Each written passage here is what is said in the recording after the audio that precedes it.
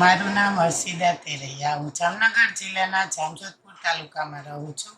વાત કરું મારા એક્યુરેટ એકેડમીના અનુભવોની. મહેનત તો બધા કરે છે, પરંતુ શું વાંચવું અને શું ન વાંચવું એ ખૂબ મહત્વનું છે. એક્યુરેટ એકેડમીના દરેક વિષયના નિષ્ણાત શિક્ષકો દ્વારા ખૂબ ઊંડાણપૂર્વક જ્ઞાન આપવામાં આવે છે. ગણિત હોય કે વિજ્ઞાન, ગુજરાતી હોય કે બંધારણ, દરેક વિષય સારી રીતે અને સહેલાઈથી યાદ રહી જાય તે રીતે શીખવવામાં આવે છે.